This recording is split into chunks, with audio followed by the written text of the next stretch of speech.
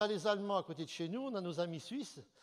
Alors au niveau suisse, eux, sur le rapport de l'OFEV, en 1996, ils disaient il ne faut plus construire de nouveaux incinérateurs, la capacité actuelle suffit, car la production de déchets non valorisables se stabilise et se réduit depuis 5 ans. Ça veut dire qu'ils avaient déjà de l'avance sur nous. Nous importons déjà 80 000 tonnes an de déchets étrangers pour remplir nos incinérateurs. Ça, c'était donc en 1996. En 2008, là, ils ont apporté 348 000 tonnes de déchets pour faire marcher leurs incinérateurs. Donc, visiblement, quand la population s'y met et que les gens ont la possibilité de rentrer dans le geste du tri, qu'ils arrivent effectivement à être impliqués, comme au niveau de l'eau, du téléphone ou de l'électricité, eh bien, on se rend compte finalement que les résultats sont exceptionnels. Aujourd'hui, on a un peu plus de 35 collectivités en France, des comités de communes donc, qui fonctionnent maintenant sur le principe de la pesée embarquée ou des systèmes équivalents.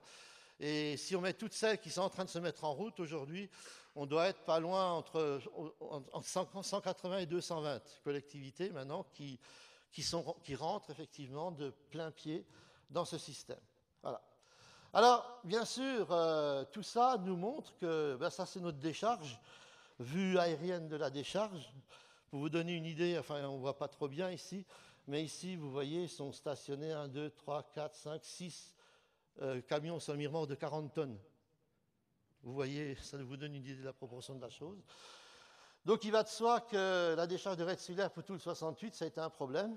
Et grâce à toutes ces actions, et puis moi je suis reconnaissant par rapport d'une part aux élus qui ont accepté de jouer le jeu, parce que c'était pas simple au début, il a fallu se décalcifier l'esprit, comme on dit, et surtout le Conseil général du Haut-Rhin, je le remercie, je remercie chaleureusement d'avoir osé effectivement abandonner l'incinération à quelque part pour aller vers le tri et les fermentés cibles. On était en 99 à 230 000 tonnes an, donc on voit visiblement l'évolution. Et le département donc, a fixé donc, pour 2012 d'arriver à 50 000 tonnes. C'est-à-dire que là, le facteur 4, vous savez, divisé par 4, il est largement dépassé. C'est quand même quelque chose de très important. On arrive à voir que... Alors, le 6 novembre 2007 est arrivé chez nous, bien évidemment, la vivante de l'affaire, Nathalie Kosciusko-Morizet. Donc, elle a fait le tour, elle a regardé un petit peu tout ça, elle a voulu voir un peu ce qui se passait. Avant de rentrer de pied ferme dans le Grenelle, les opérations du Grenelle de l'environnement. Et là, on voit effectivement, dans le bac, ici, en dessous, on voit l'espace avec effectivement la puce informatique qui est logée ici à l'intérieur. Voilà. Alors, tous les bacs qui sortent aujourd'hui au niveau européen, elles ont l'alvéole pour mettre la puce. Hein. C'est standardisé, maintenant, c'est général. Donc, vous regarderez peut-être chez vous, si vous couchez la poubelle demain matin, et que vous passez la main sous le rebord, sous la jupe effectivement de votre poubelle, vous allez voir, c'est tous des alvéoles carrées, rectangulaires, et vous en avez une qui est ronde. C'est une alvéole qui est dédiée, et tous les fabricants de poubelles, justement, sont tenus à le faire. Hein. Voilà. Alors, au milieu de tout ça, la fréquence des collectes dans notre comité de communes, les bacs à puces, c'est hebdomadaire, donc on passe une fois par semaine pour ramasser les produits résiduels ultimes. Hein. Et la présentation des poubelles, en général, il y a 30% de présentation de poubelles. Donc, il y a une poubelle sur 3 qui est sortie par semaine. Ben oui, avec le système, bon, c'est quelque chose d'évident. Donc, ce qui fait effectivement que le prestataire de service, il met beaucoup moins de temps pour faire sa collecte. Donc, ça nous permet au niveau des coûts d'être quand même assez performant, on s'y retrouve. Et puis d'autre part, au niveau des arrêts, des départs et ainsi de suite, pour le confort général des gens, c'est également quelque chose qui est pas mal. Les camions s'arrêtent quand même moins souvent. Et puis l'autre point, il faut savoir que l'arrêt et le démarrage des camions, en termes de pollution et de bilan carbone, c'est pas terrible, quoi. Donc là, on gagne encore. Donc les bouteilles plastiques et les corps creux, c'est collecte hebdomadaire également, en vous disant, effectivement, bien sûr, je pensais, je ne vous l'avais pas dit tout à l'heure, que pour ne pas pénaliser les personnes à mobilité réduite, parce qu'elles sont nombreuses dans nos villages, eh bien, on a décidé de faire les collectes en porte-à-porte. On n'a pas de déchetterie. On a effectivement on a une collecte au porte-à-porte. Et puis c'est vrai qu'en calculant, on a des informaticiens qui sont très très forts là-dedans. On s'est rendu compte quand une collecte tout venant, on ramasserait tout, et une collecte en porte-à-porte tout produit, comme on est en train de le faire, on a un différentiel kilométrique de 1,3%. Donc c'est tout petit. Mais bien sûr, chez nous, ça ne veut pas dire que c'est valable partout, mais sur la topologie et la géographie de notre secteur, voilà à peu près ce que ça donne. Alors, les papiers cartons, c'est hebdomadaire, les métaux, c'est mensuel. Les objets encombrants, donc, on en a laissé une collecte de déchets encombrants en porte-à-porte, pareil, pour les personnes à mobilité réduite ou les gens qui n'ont pas de voiture ou n'importe, pour qu'au moins une fois par an, ils puissent se débarrasser de ça. Généralement, c'est des personnes âgées qui n'ont pas énormément de produits à présenter. Hein. Le reste du temps, nous avons mis en place une trimobile. Donc, c'est un endroit dont je vous parlerai tout à l'heure. Les piles et les batteries en apport volontaire, ça, dans les mairies et les écoles, ça marche comme ça. Les autres, verre, huile moteur, déchets verts et textiles. Le verre, il y a des conventions collectives qui interdisent, enfin chez nous, la manipulation des contenants de verre à cause des rippers pour pas qu'ils se coupent et ainsi de suite. Hein. Donc là, on a toujours les conteneurs à verre. Et puis les huiles moteurs, déchets verts et textiles. Donc généralement, ça, les gens qui ont ce genre de produits-là ont la possibilité de les déplacer vers un conteneur. Les déchets toxiques, on fait 4 collectes par an. Les DDE, c'est trimestriel, les D3E plutôt, c'est des produits électriques, c'est trimestriel sur un site précis cette fois-ci. Et puis les pneus, donc c'est une collecte par an sur site également. À côté de ça, donc on ramasse les DASRI, c'est-à-dire les produits de soins infectieux. Donc on a des bornes, mais ça je vous montrerai ça tout à l'heure, hein, car il y a beaucoup de gens, notamment diabétiques, enfin d'autres, pas s'étendre là-dessus, mais qui étaient fortement demandeurs sur ce sujet. Donc aujourd'hui, effectivement, sur la totalité de la collecte, on voit que nous, on est passé, donc on était aux alentours de 380 kilos en 1997. Aujourd'hui, on est encore à 87 kg, 82 par habitant et par an. Donc là aussi, le facteur 4, on l'a appliqué. On a descendu, ça a été vraiment la chute. Et à côté de ça, donc ça, c'est les intriés, hein, c'est-à-dire ce qu'on appelait au siècle passé les déchets, hein, vraiment les déchets mélangés. Les plastiques, 11,56 kg par habitant, papier carton, 76,88 kg, métaux, 11,64 kg, verre, 48,87 kg, encombrants, 29,70 kg, divers, 11 kg toxiques, huile, D3E, 11,09 kg. Voilà à peu près où nous en sommes. Donc, on a des destinations précises au niveau des différents recycleurs avec qui on peut orienter finalement les flux. Et aujourd'hui, nous, on est descendu à peu près, on est aux alentours de 75-76% de valorisation matière sur le contenu de nos produits effectivement résiduels.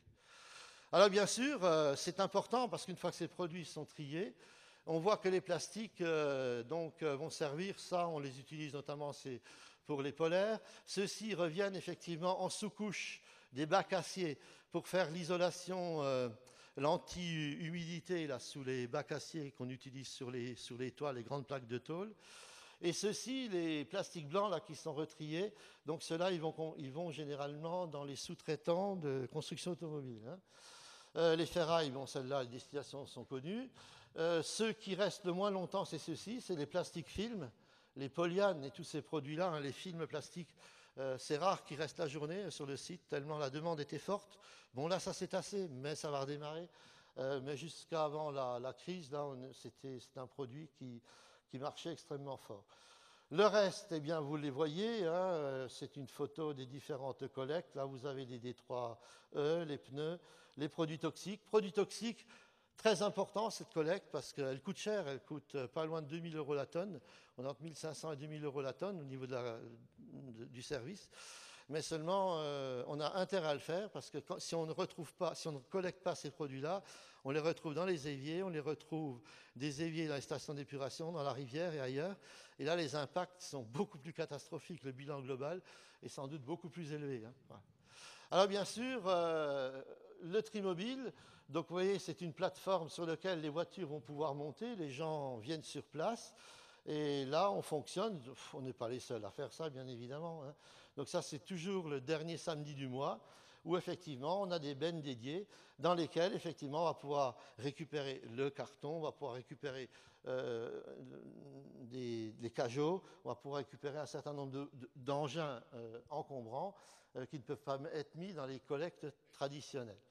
Alors bien sûr, c'est important ça, parce qu'avant, les encombrants, ils allaient où? Ben, directement à la décharge. La décharge, c'est 86 € la tonne.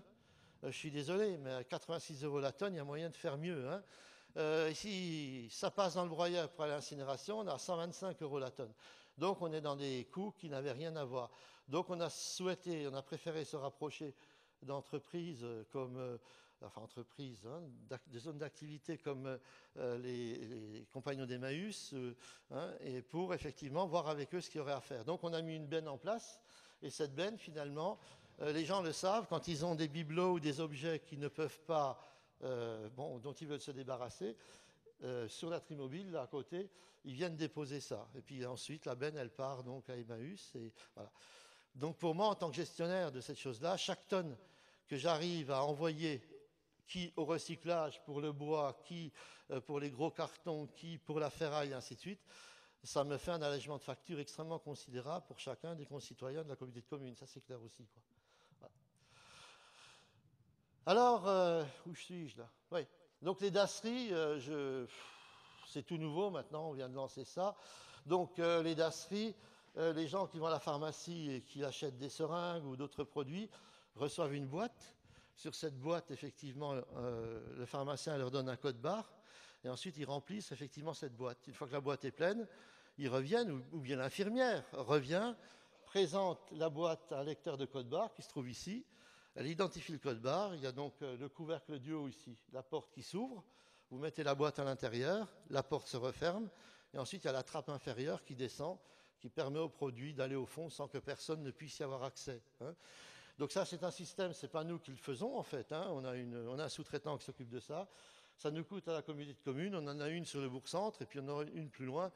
Ce n'est pas tout à fait 2000 € par an, hein, disons tout le service, parce que c'est relié par télématique aux gestionnaires, et dès que ça se remplit, que ça arrive à un certain niveau, hop, ils ont dans la convention, ils viennent effectivement récupérer ces produits, enlever les boîtes, et voilà. Alors bien sûr, on voit que la technique, elle est relativement simple, puisqu'on voit que si on arrive à séparer les biodéchets au maximum, faire du tri et du compostage, et qu'on évolue finalement vers un système de pesée embarquée pour les produits ultimes résiduels, et que l'on peut effectivement valoriser les autres produits, on arrive en fait à un système qui, dans l'ensemble, ne coûte quand même pas trop cher, puisque collecte plus traitement, donc l'an dernier, donc sur la campagne 2008, j'ai payé donc pour, je rappelle, 15 000, on n'est pas tout à fait 15 000 habitants sur 33 communes, donc j'ai payé 1 134 357 €, donc la totalité, collecte plus traitement, voilà. Et puis là-dessus, effectivement, quand je regarde la suite, eh bien, cette fameuse valeur ajoutée du geste du tri, c'est-à-dire les gens qui trient, et on peut revaloriser les produits, on a eu un retour, effectivement, de 264 126 €, ce qui fait donc à peu près 19,7% du montant global qui est revenu. Donc on n'a plus besoin de demander aux gens, quoi, en diminution du coût du service.